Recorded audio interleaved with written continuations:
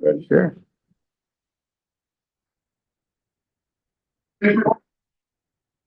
Good evening. It is June 5th, 2024. We're here for the Services Committee. Can I get a roll call, please? Mr. Grumney, Here. Mr. Ayer, here, Mayor St. John. Here. Mr. Capel is absent. Yes, thank you. Yes, Mr. Capel is absent from the meeting, so I'll be conducting tonight's services meeting, and we'll maybe start that with the approval of minutes from the May 1st meeting. I get a motion for approval. So move. Second. Okay, thank you. Discussion roll call? Mr. Ayer. Yes. Mayor St. John. Yes. Mr. Grumney. Yes. 3 yeas. Okay, looking out, as if we have any visitors tonight that would like to address the Services Committee? Nope. Okay, all right. That was a quick one. So then we'll go to new and unfinished business and the very popular 2024 Street Improvement Program. Daryl, looks like that's you. Yeah, I'll start and Dan can help fill in. So this is an item that's on the council agenda this evening, but basically wanted to brief the Services Committee before we ask for council action this evening. So on packet page 3, you'll see a recommendation memo from CT regarding the recommended bidder. It's Chemcoat Inc. But maybe the more important page is to go to page 4. So this page, packet page, includes a list of all the bidders who bid on the street or the city's 2024 street improvement program. Again, Chemcoat Inc. Is the lowest bid, and after the due diligence of CT Consultants, that'll be the recommendation this evening. So for a combined bid of $596,226, that includes the alternate. Again, as a reminder, the alternate is the Vernon Street improvements that we've talked a little bit more about. And on page 5 of the packet, I did just put in here as a reminder, the streets that are in the 2024 plan. We did add Millstone Drive to the list. This was the list that was presented to the Services Committee at last month's meeting before we went, or like maybe a couple of months ago now, before we went out to bid again. But we've added Millstone Drive. I took the amounts out because some of them were not perfectly aligned, and it didn't really matter now that we've got a bid. So just maybe a couple other points. There is a performance period for the Miller Drive. Maybe, I don't know, Dan, you pick up on that. Well, there's a contract period of time. I don't remember the dates right now. I didn't bring them with me, but for completion, as well as a completion date for Miller Drive is 8/14 and substantial completion by 9/13 with charges against them if those aren't complied with. And we'll get with Chemcoat after tonight when the contract is approved, or I guess you will. But. Yeah, I haven't done that yet, but yes, if assuming council's okay with that, we'll proceed. That's just for Miller Drive, the 8/14 date? Correct. That's for the schools. Okay. We want to make sure that they knew and were reminded that was important. So maybe another point, just to remind the members, is that the opinion of probable construction cost was $730,000. So this bid of $596,000 plus is obviously a very strong proposal compared to where we thought we might be. So we do think we've benefited from going out to the market earlier than we've historically done. And yeah. So I don't know, questions, comments. Again, it will be on the council agenda for action this evening to authorize staff to enter into a contract with Chemcoat. Questions for Mr. Hennessy? Okay, looks like we move on to the Columbus Street parking lot. All right. Thank you, sir. I have a very brief presentation, and really it was just as this, I have the next slide tells the objective. Did we turn it off?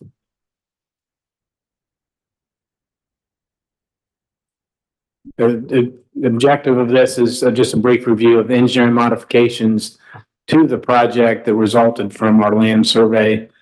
When I did the initial design, it was based on the GIS information, which was not wholly accurate, nor was the boundary information. So it made some changes to the site. And I thought this was important for a couple of reasons. And you'll see why here in a minute. There's no real changes, from the aspect of landscaping and there's other physical features. It's more just the engineering.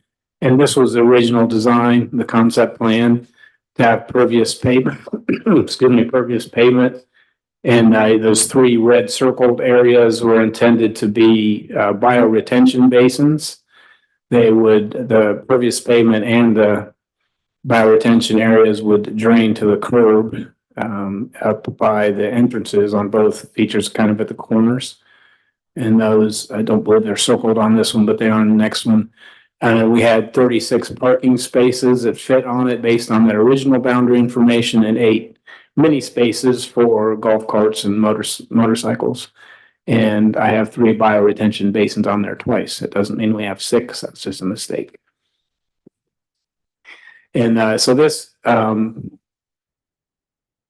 I'm really showing here is where the original locations where I was planning to take the outlet, the under drains from the site. They're just little 4-inch under drains that should the ground become saturated, they have a vehicle in order to get off site. And you can see there's up on the upper left and the bottom right, there's those circles. That's the curb spots where I intended to take it. It also shows the original grading plan, which the grading plan wasn't, the light blue lines on there are actually where the under drains are, and that's pretty much where they're put in the final design. But the grading itself is about the same, but the elevations are different because of what we found out when we surveyed the site. Unless that's what this shows, and you can see those red dots. I just took a few sample spots to show where the elevations were different. Some areas they were the same, other areas you can see they varied by 3 feet. And this is not necessarily that the GIS was incorrect, but the site obviously was modified from when the house was demolished, and that wasn't reflected in the information that GIS had in it. And because the boundary of the site was smaller, kind of squished it together. And so we took out 2 spaces in that middle island there. You can see where it says -2 spaces. There used to be, I think 6 on each side. Now there's 5 on each side. And then we lost 1 space down there in the mini area. The other thing that what really affected from the elevation aspect is we could not really design functioning bioretention cells.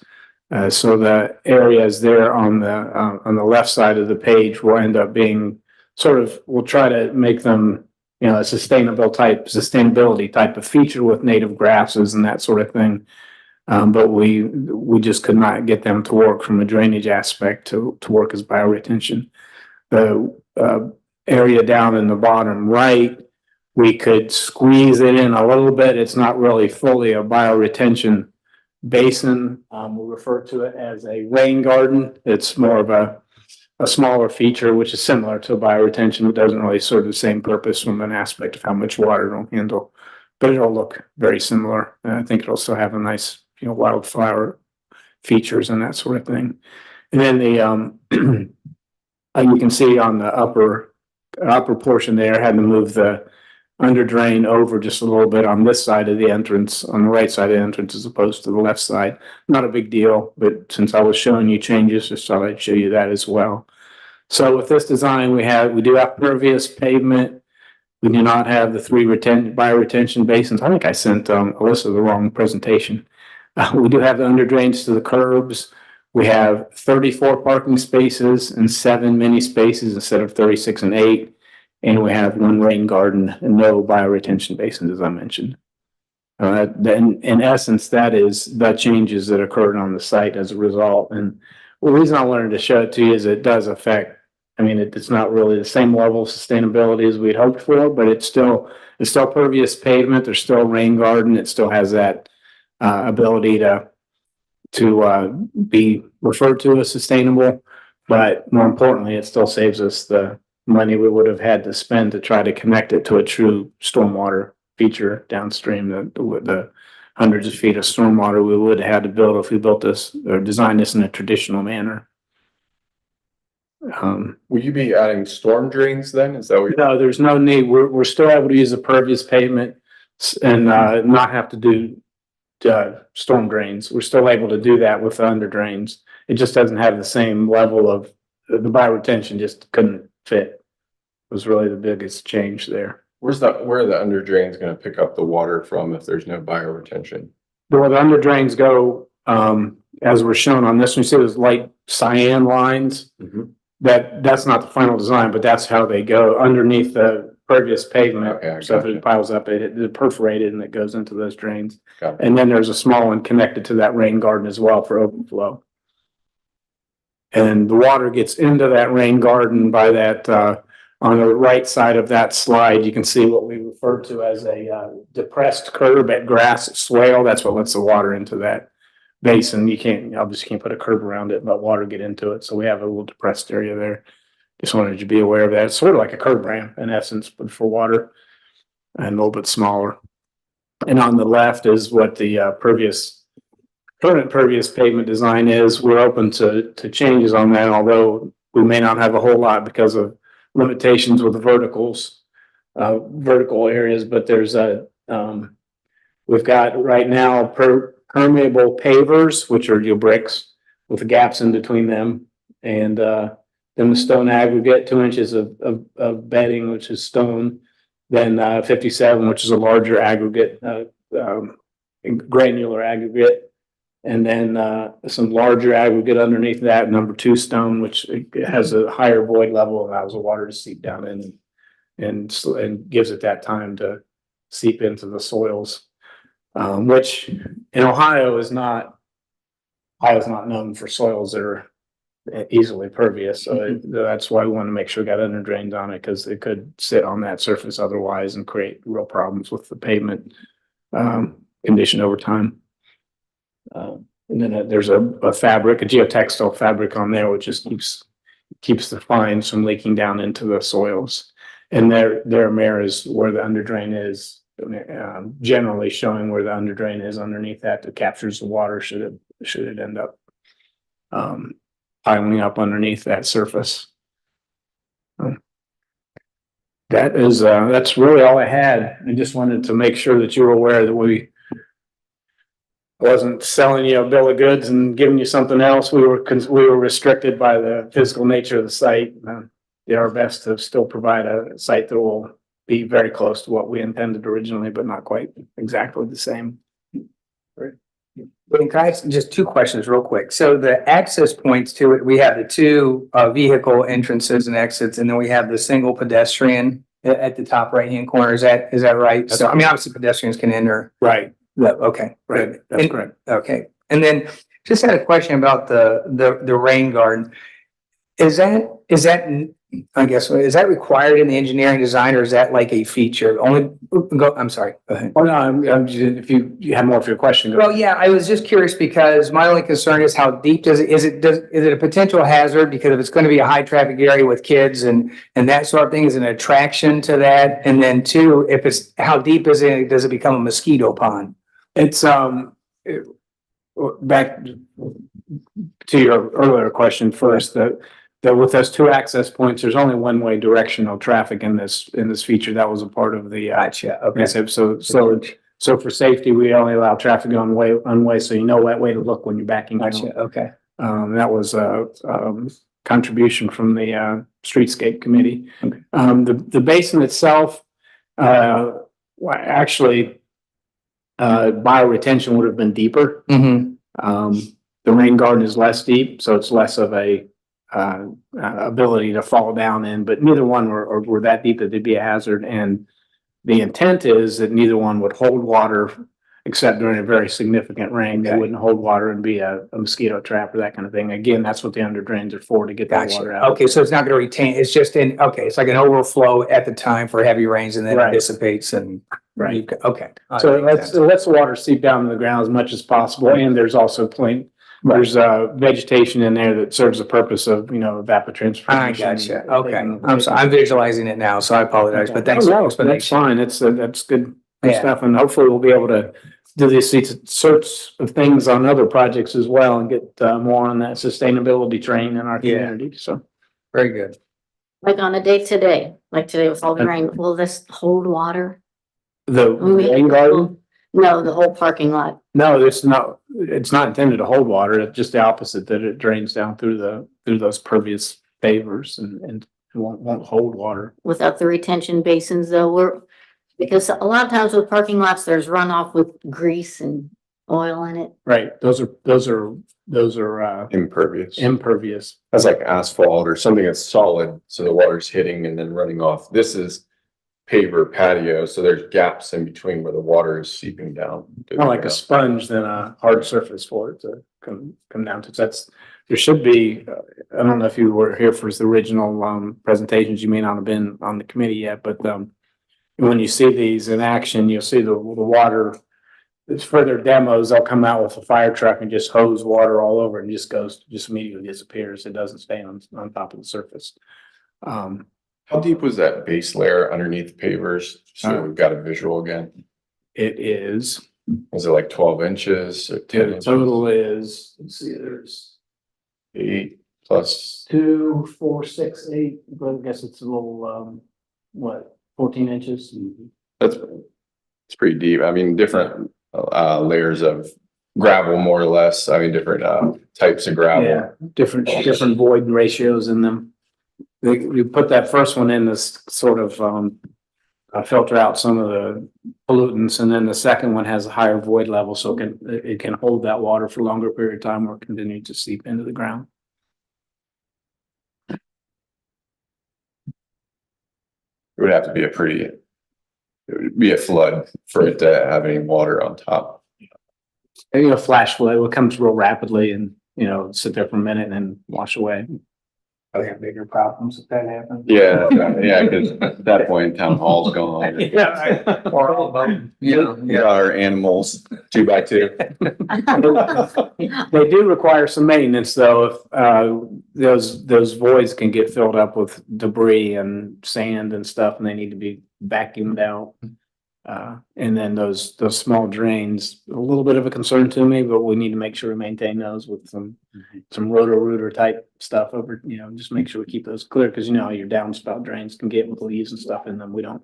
Is there a maintenance schedule for something like that, or is it just as is? Is there a way to stay ahead of it so it's not like, oh boy, this is Great question. Yeah, Yeah. we'll put together a maintenance schedule along with this when we do the submittal to give to the service department so that they'll know what to do. And do we have a vac truck? We don't have a vac. Do we have a vac truck? So the vac truck can be used to vacuum out those fines as well.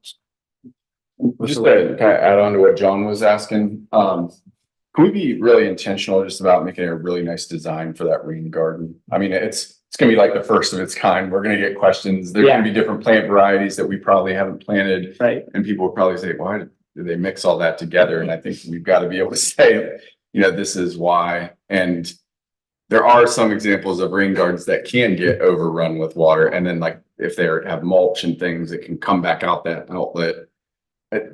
That's bad design. And I'm not saying you're No, gonna do that, but I totally agree with you. I've seen some really bad ones and you're right. We need to be careful. And I would recommend when we do it, we purchase mature-ish, more mature plants, not seedlings, so that it's more established all the way from the beginning. So it continues, it has that uptake from the roots and it looks better as well. So do you think we'll have mulch or will we have more like river rock? Or- I would not put mulch in there, either native grass and native flowers possibly without any type of mulching but possibly some river rock or something like that in there.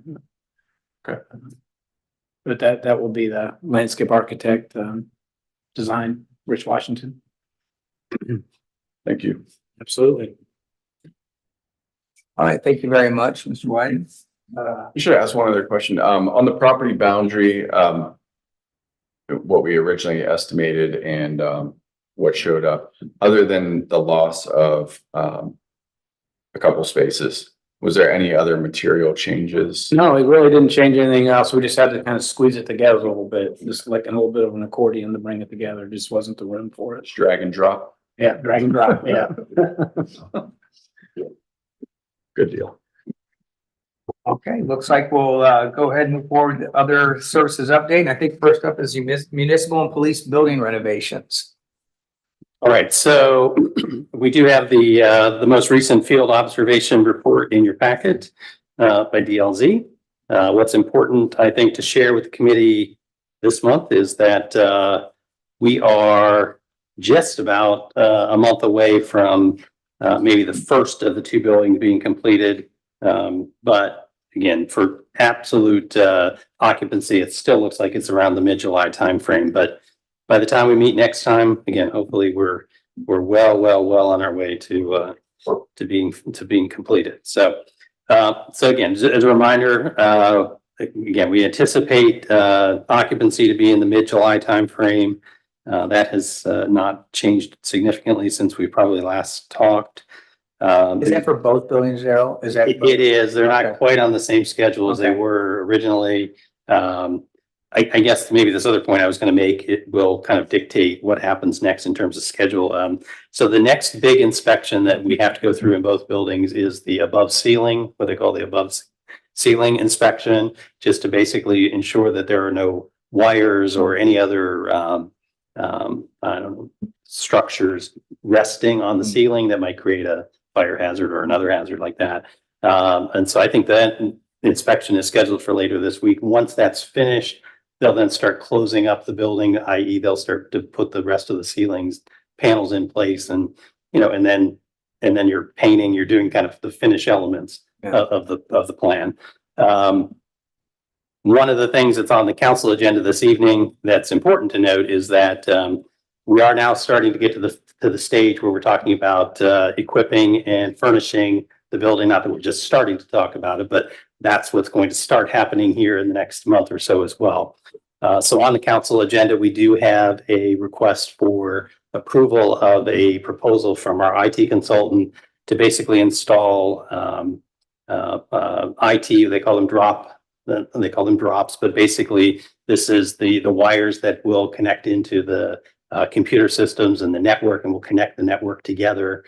So that's a critical thing that has to happen as well, really, before the ceiling gets completely closed up.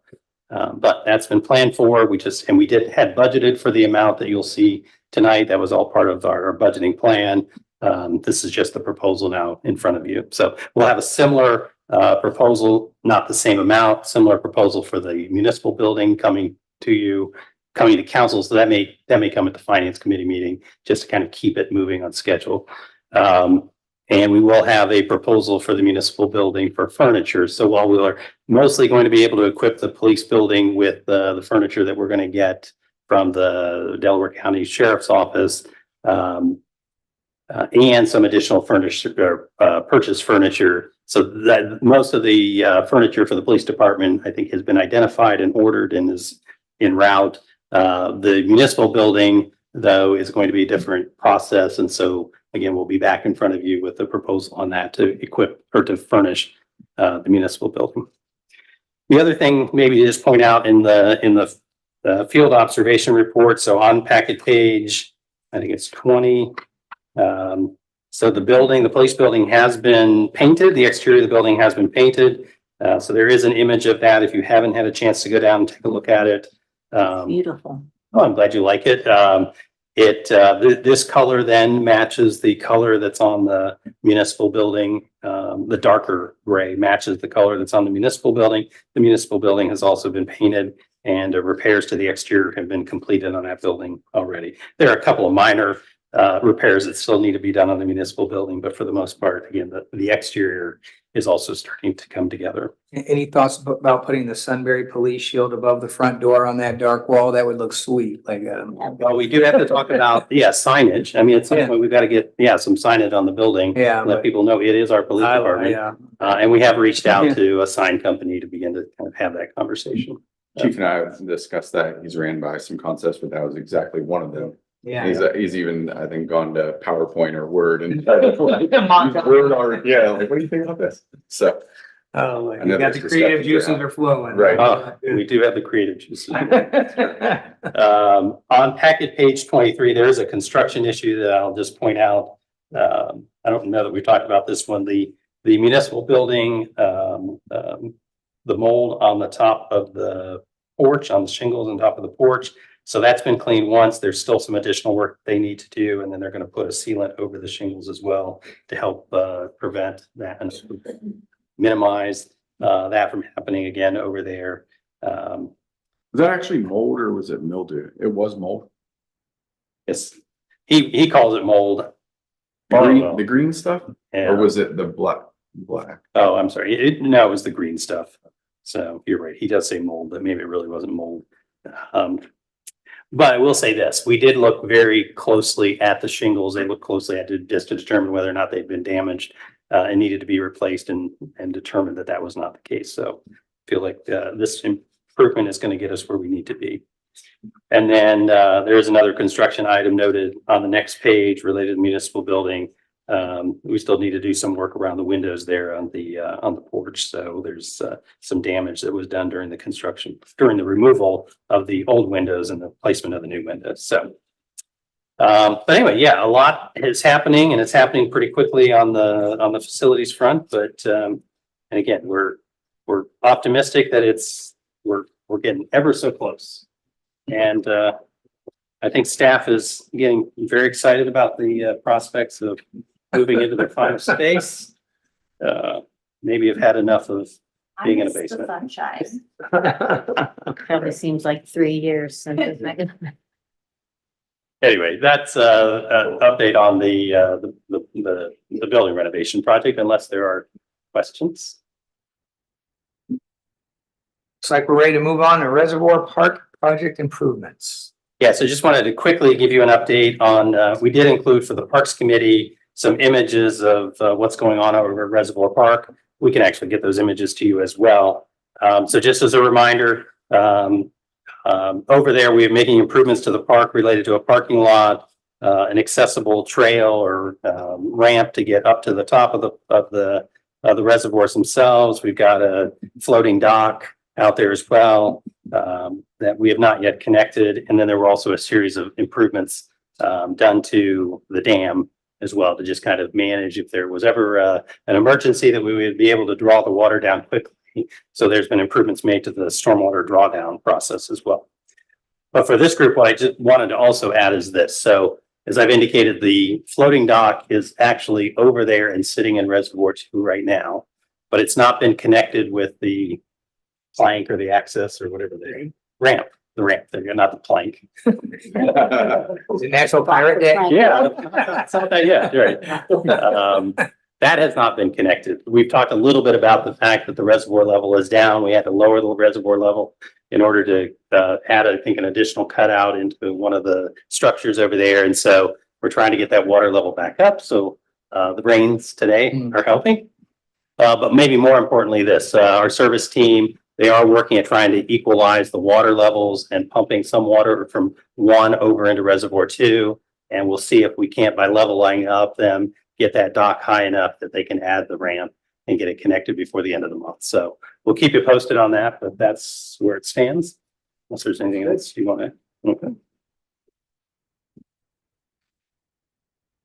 Very good. Thank you for that update. And then I think the last thing we have scheduled on the agenda is comprehensive and thoroughfare planning.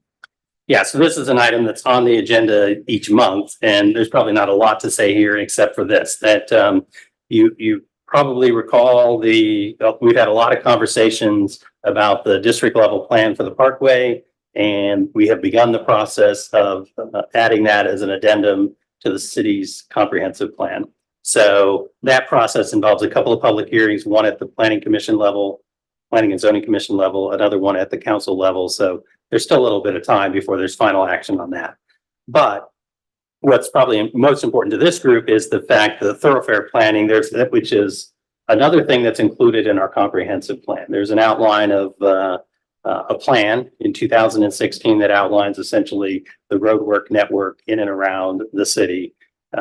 We've talked a lot about with all of the expansion that's happening in and around the city, that we needed to look more closely at that map. So I just wanted to alert this group that we have started to put together a preliminary map that we'll begin to work through a little bit more with staff and a working group, and hopefully be able to get back in front of this group here soon, maybe the next 3 months or so, with some thoughts in terms of what that thoroughfare plan update might look like. And then I would envision we'll probably want to do something similar with an addendum to add this updated plan, roadwork network plan. So not all the way there yet, but I did want to let you know for this group, that's what we're focusing on and hope to have that in front of you again later this year. So. Hey, any questions on that? What do you mean a thoroughfare plan? Are they new roads or just, Well, it outlines, I mean, the existing roadwork network, the roadway network. But it might also identify where roads need to be improved, where intersections need to be improved, where there might be a new roadway, contemplated. So the more we can think proactively about that as the city builds out, we can make sure that the roadwork network is being implemented then in a way that's consistent with the plan. And that would also be valuable to a developer as well to understand that there's our expectation that a roadway goes through this area and they'll contribute to the construction of that project. So it's a planning tool. I mean, it's not, the end all be all. I mean, as we work through each individual development, it may affect the final plan, but it's a way to, again, identify on a high level what we think the future looks like in terms of a roadway network.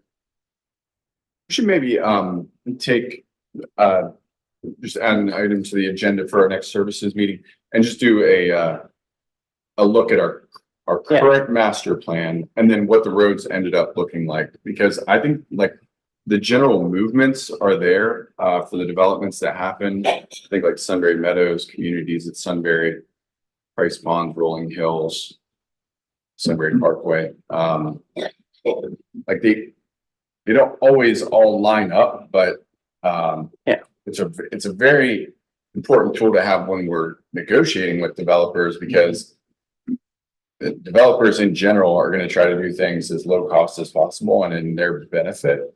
And if we're like, listen, like we have this developed, you're a parcel here, and like there's another person that's trying to do something here, we don't want the road just teeing or not going through their property. Price Ponds is a pretty good example of Millstone Drive connecting over to Cheshire Road, and then there's going to be a roundabout. I mean, it just allows us to have probably a better negotiating tool to reference, in my opinion. Yeah, great suggestion. I will add that to the agenda of the next meeting. Thank you. Right. Anything else before we adjourn by staff or committee? I've got something. Is there going to be, I've heard a couple people say that there was going to be a bathroom constructed at the Railroad Museum for the bicyclists. I saw that on Nextdoor as came as a complaint initially. Somebody saying there's no porta potties or restrooms. Something about that too, but a couple of people had asked me, and I'm not aware. Is that in the? So that came up actually at the Parks Committee meeting. Somebody was asking that question, probably because they saw it on Nextdoor or whatever on social media. Well, I can say this, that Preservation Parks has plans to take that train station and improve it. I think actually it's a new train station, but it's modeled, I think, after not this version of the train station, but the prior version of the train station. I think that's the way that goes. So in there, I mean, they, I think, do have plans to improve that to include restrooms. But I mean, there are lots of things that have to happen before that's going to be done. I mean, they stopped in to see me maybe a month or two ago. I mean, they have not started the design work on that. I think conceptually they have, but I don't even know if they've got the funding for it yet or not. But the other question, the other part of that question that came up is, what about porta johns near the trail? Would that be a good idea? I did remind the Parks Committee that with the municipal building being closed, I mean, this has kind of affected it a little bit. But when the building was open, we did say to cyclists that this is a public restroom. That if you're cycling through town, you could stop there and use that restroom. Because I think that would be a better strategy than putting, a porta john out near the Good station. suggestion. So I think when we get the building back open, we probably just need to reinforce or market that opportunity again. And people definitely used it. I mean, we would see cyclists in the often. So